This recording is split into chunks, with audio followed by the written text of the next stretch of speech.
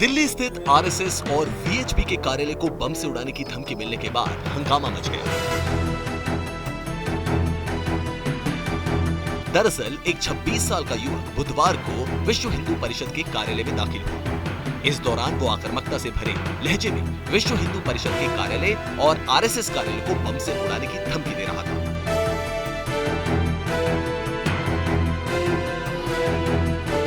हालांकि वहां मौजूद वीएचपी कार्यकर्ताओं ने धमकी देने वाले शख्स को पकड़ लिया और उसे पुलिस के हवाले कर दिया।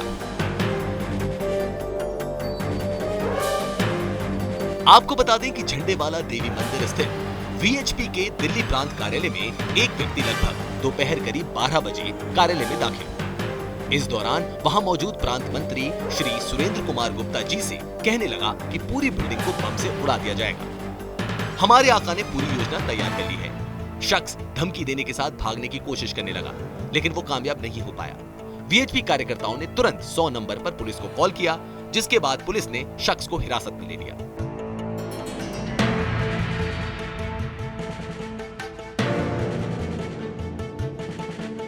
इस पूरे मुद्दे पर वीएचपी के प्रांत मंत्री सुरेंद्र कुमार गुप्ता, जिन्हें धमकी दी गई, उन्होंने न्यूज इंडिया से एक्सक्लूसिव बातचीत की। आइए सुनते हैं।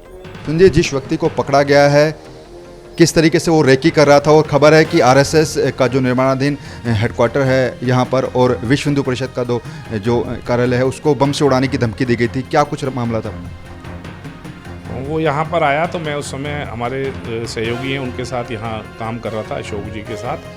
तो वो यहाँ पर आया, सामने कुर्सी पर आकर के बैठ गया और उसने कहा कि आप क्या हमको मार दोगे क्या, हमारे पूरे समाज को मार दोगे क्या? तो मैंने पूछा, भाई आप कौन हो, आपका नाम क्या है और मेरे पास क्यों आए हो ये सारी बात करने के लिए? तो वो खड़ा हुआ और बोला, कुछ भी कर लो, हमारे आका ने तय किया है, हम जितनी भी तुम्हारी बिल्डिंग है सबको बम से उड़ा देंगे। तो उस समय वो हम हड़बड़ी में, हमें भी समझ में नहीं आया कौन आदमी है क्या है। तो वो चला गया नीचे भागता हुआ। तो हमने उसको पकड़ करके फिर ऊपर लेके आए। हमने दिल्ली पुलिस को फ़ोन किया 112 नंबर पे। तो तब उससे पता चला कि वो यहाँ आने से पहले उदासीन आश्रम में गया था और वहाँ भी यही सब बोल के आया था कि इंशाअल्लाह हमने तय किया है, हम इन सब बिल्डिंगों को उड़ा देंगे। उसके बाद वो यहाँ आया। तो इसका मतलब वो सब जगह घूम रहा था, रेकी कर रहा था। इससे पहले भी दोनों जगह रेकी की थे उस व्यक्ति ने? नहीं, आज का ही पता है, हमें पहले का नहीं पता। आज उदासीन आश्रम में भी गया था, संघ कार्यालय में, और उसके बाद यहाँ आया था वीएचपी का। उसके बाद अभी दिल्ली पुलिस ने गिरफ्तार किया? दिल्ली पुलिस ने गिरफ्तार कर लिया है, मतलब जो उनका सिस्टम होता है इन्वेस्टिगेट कर रही है, उसको लेके गई है दिल्ली पुलिस। पूरे देश के अंदर जो माहौल बना हुआ है, चाहे राजस्थान के अंदर कन्हैया कुमार को जिस तरीके से मारा गया जिहादियों के द्वारा, ये जो पूरा प्रकरण है, ऐसे में खुद वीएचपी और संघ के कार्यालय को धमकी मिलना कितनी बड़ी घटना को देख रहे हैं?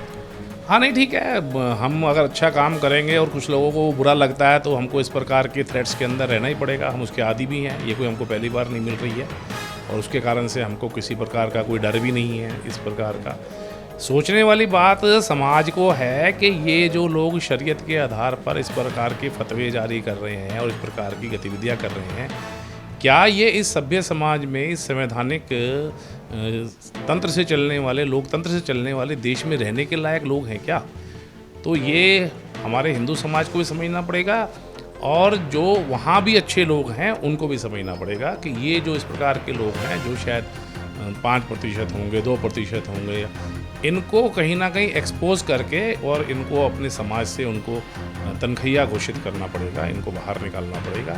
ये लोग सारा वातावरण खराब कर रहे हैं, देश का भी और धर्म का भी। जी, जब वो उस शख्स ने यहाँ पर आकर खुलेआम धमकी आप लोगों को दी थी, तो उसका भागने का प्रयास भी किया था? यहाँ जब आया, जिस समय बात की, तो हमको एक बार समझ नहीं आया कि ये क्या बोल रहा है। तो वो यहाँ से बाहर तक गया, तो फिर हम दोनों लोग उठ करके पीछे गए उसके, तो वो भाग गया, जीने में से भाग करके और गली के अंदर भाग गया। तो मैंने यहाँ बोला लड़कों को, लड़के उसको पकड़ करके ले करके आए वापस।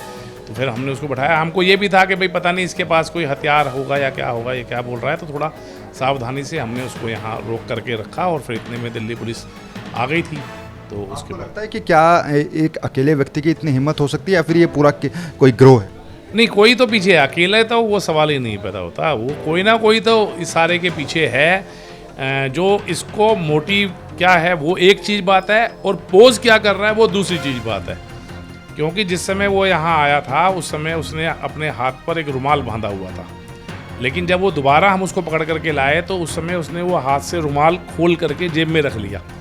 उस समय हमारा इस सारी बातों पर इतना ध्यान नहीं गया, लेकिन मुझे लगता है कि बिल्कुल एक सोचा समझा हुआ ये आज के घटनाक्रम था।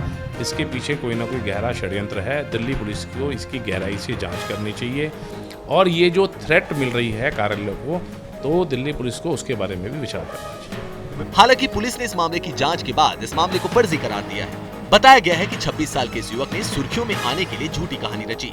बावजूद इसके पुलिस मामले की तह तक जाने की कोशिश में है और शक से लगातार पूछताछ की जा रही है। Bureau report, news India.